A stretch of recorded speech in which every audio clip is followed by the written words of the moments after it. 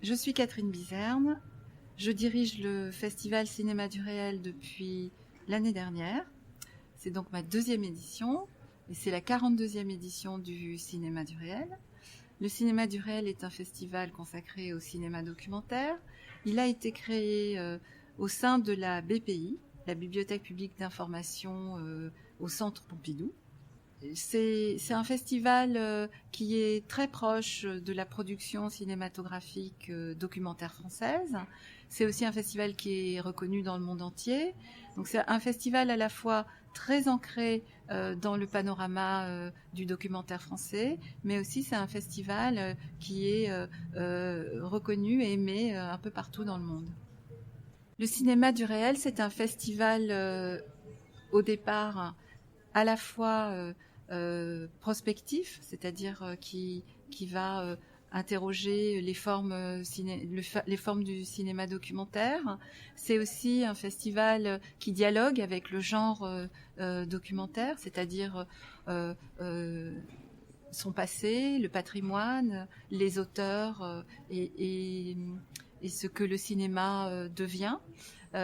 Donc c'est un festival qui a à la fois une compétition avec une sélection internationale et une sélection française, qui montre aussi d'autres films contemporains dans le cadre de programmation transversale. Et c'est aussi un festival qui fait des focus, des rétrospectives autour d'auteurs. Et cette année, Pedro Costa et Mosco Bucco sont nos 2 auteurs invités. Et puis aussi qui proposent des parcours dans le cinéma documentaire à travers des programmations thématiques, on va dire, qui sont non pas thématiques sur un sujet, mais sur les manières de faire des cinéastes. Et cette année, on a proposé de faire une programmation qui interrogeait la manière dont les cinéastes s'en sortaient, on va dire, avec les hommes de pouvoir quand ils les filment. On a aussi une programmation, je vous l'ai dit, c'est un festival prospectif, c'est un festival ancré dans le monde contemporain, et de nos programmations s'appelle Front Populaire, et c'est une programmation qui propose à travers des films récents, mais aussi des films anciens, d'interroger notre place de citoyen, autour de questions qui intéressent fortement les gens qui habitent ce monde. Et cette année, on s'est justement posé la question, que faire de nous qui habitons ce monde, quelle communauté créer, comment habiter différemment ce monde. Voilà, ça c'est un autre fil de la programmation. C'est vrai que comme on est un festival spécialisé dans un genre, le documentaire, ce qui est intéressant, c'est non pas de répondre à la question « qu'est-ce que le documentaire ?», mais c'est de faire des programmations qui posent cette question, de manière à être en accord ou plutôt à être moteur dans l'interrogation qu'ont les cinéastes autour de leur pratique.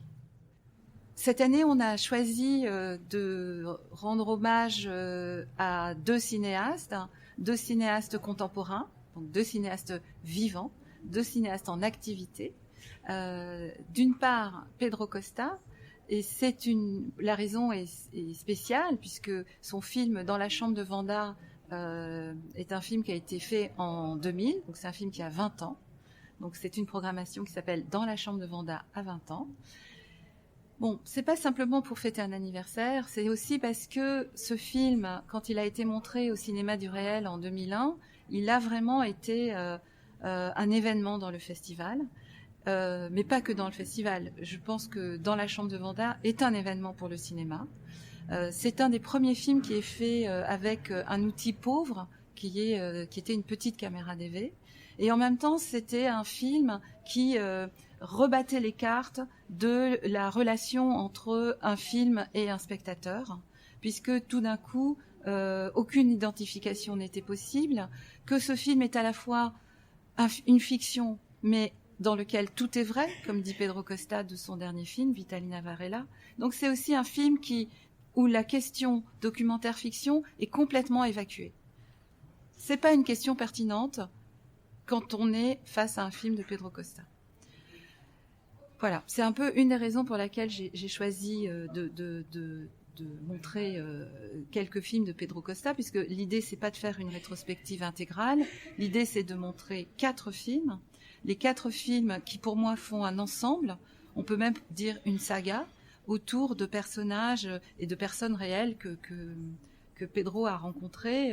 Face à ce cinéaste international extrêmement important, qui est un cinéaste qui a influencé beaucoup la jeune génération de cinéastes documentaristes en particulier, j'avais envie de proposer un cinéaste qui est extrêmement ancré dans le documentaire, qui est un cinéaste d'ailleurs qui fait des films plutôt pour la télévision.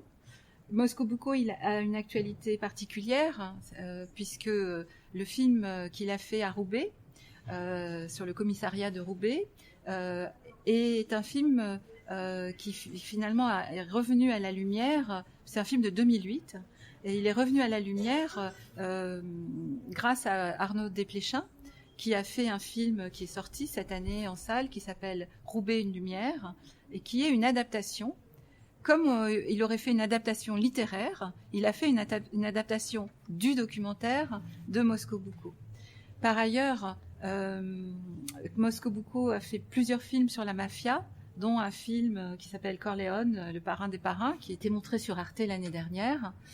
Et il se trouve que, dans le même temps, Marco Bellocchio a fait un film qui s'appelle Le Traître, qui était aussi à Cannes en 2019, et qui est sorti en salle, et qui finalement raconte l'histoire du même parrain, Totorino, le parrain qui s'appelle Corleone. Donc du coup, c'était intéressant de montrer le travail de Mosco Bucco, son expérience particulière du documentaire, et aussi, pour une fois, de poser la question documentaire versus fiction. Voilà, donc c'est une programmation qui, c'est vrai que quand on regarde d'un côté Pedro Costa, le cinéma de Pedro Costa et le cinéma de Mosco Bucco, on a vraiment l'impression d'être aux antipodes, et d'une certaine façon nous le sommes, mais ça m'intéresse de dire que le documentaire c'est ça, et tout ce qu'il y a entre, mais aussi je trouve qu'ils ont quelque chose de commun, c'est que et l'un et l'autre ne s'intéressent pas au pouvoir identificatoire du cinéma. Et avec eux, les personnes qui sont filmées, les personnages que cela fait au cinéma, sont des personnages qui sont dans une altérité inaltérable. C'est-à-dire que jamais la question de l'identification est en jeu, puisque ce sont des autres, tellement autres, que c'est impossible pour nous, spectateurs, de penser que ce qui arrive nous arrive à nous. Dans les films de Pedro Costa, comme dans les films de Mosco Bucco, c'est ce qui arrive aux personnes filmées qui est intéressant. Et c'est ça qui fait le film. Alors qu'effectivement, dans l'idée du cinéma, on a toujours cette idée que le cinéma, c'est quelque chose qui a à voir avec l'identification, et que c'est le contrat entre le spectateur et le film, c'est-à-dire qu'on va y croire tellement qu'on va s'identifier. Dans le cinéma de ces deux cinéastes, il n'y a pas d'identification possible. Et Pedro Costa et Mosco Bucco sont invités au festival, donc évidemment c'est l'occasion pour eux de rencontrer le public de manière longue et de manière développée. Donc Pedro Costa fera une masterclass le samedi 21 mars. Et surtout, nous allons faire avec Pedro Costa et trois critiques qui ont beaucoup écrit et qui ont été très proches du cinéma de Pedro Costa, Emmanuel Burdeau, Cyril Neyrat et Philippe Azouri. Nous allons faire une discussion qu'on a appelée l'effet Vanda, hier et aujourd'hui. C'est-à-dire, qu'est-ce que ce film, dans la chambre de Vanda, a été pour le cinéaste, pour le public et pour les critiques à l'époque, est-ce qu'il est aujourd'hui? Je vais pas vous donner un titre.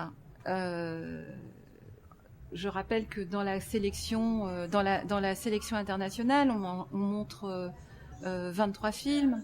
Dans la sélection française, on en montre 21. Donc c'est 44 films qu'on a choisis, qu'on aime particulièrement, même si on les aime pas pour les mêmes raisons. Donc je vais pas en sortir un comme ça du chapeau. Peut-être que je peux quand même dire qu'il y a un film chinois, par exemple, qui s'appelle The Choice, qui est à la fois formellement très intéressant puisque c'est un plan séquence d'1 heure dans une pièce, et qu'en même temps c'est une histoire toute petite puisque c'est une famille qui se retrouve pour savoir qu'est-ce qu'ils vont faire de la tante malade qui est à l'hôpital. Et en même temps, sur ce petit sujet, on a toute l'histoire d'une famille, des rapports familiaux, des rapports dans la société chinoise. Donc ça, c'est un très joli film qu'on montre en première mondiale dans la sélection internationale.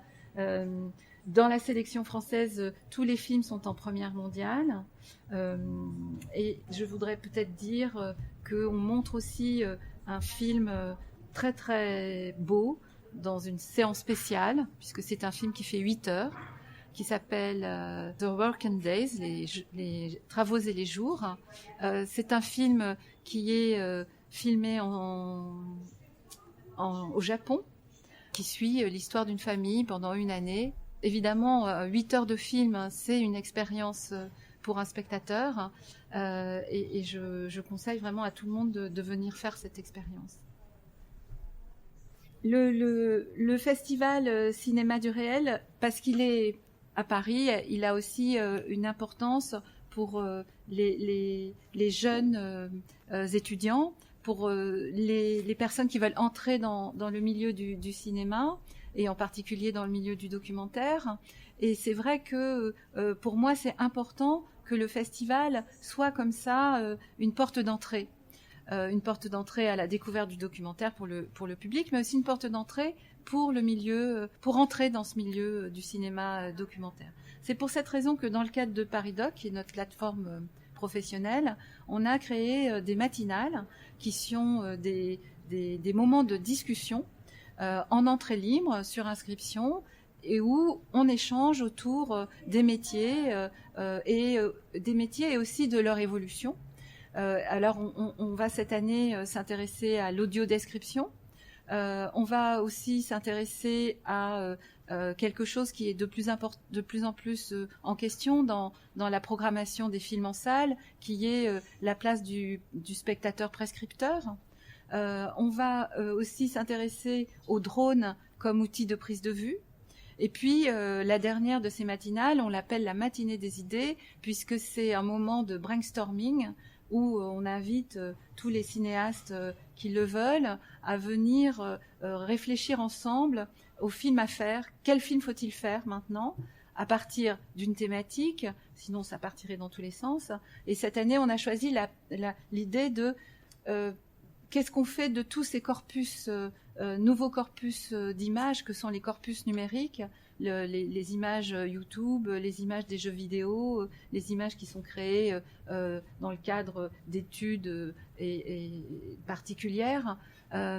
Et je sais que ces images sont très très... Bon, beaucoup de gens les regardent. Elles sont utilisées dans les films documentaires, et on a plusieurs films en compétition qui sont faits avec ces images-là. Et donc on voulait se poser la question, et poser la question aux cinéastes. Alors maintenant, avec ça, quel nouveau récit vous allez faire ?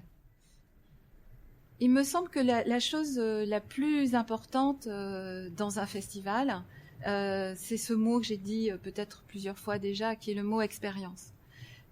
L'intérêt de faire un festival, évidemment, c'est de faire découvrir des films, c'est de permettre aux gens de se rencontrer, mais surtout, je pense que c'est de permettre, c'est à la fois, le festival lui-même est une expérience à vivre, parce que c'est 10 jours, c'est intense, etc. Mais chaque film ou chaque rencontre doit être aussi une expérience. C'est-à-dire une expérience pour le spectateur, mais aussi une expérience dans le sens où, finalement, quand on fait un festival, on ne sait pas très bien si ce qu'on est en train de proposer va marcher, va fonctionner, comment les gens vont répondre. Et c'est aussi ça l'expérience. Donc c'est quelque chose qui se fait, qui se renouvelle, qui est à chaque fois différent, et dans lequel il n'y a pas simplement les cinéastes qui sont en jeu, il n'y a pas simplement les gens qui font le festival, il y a aussi les gens qui viennent, les spectateurs, et c'est eux aussi qui font cette expérience.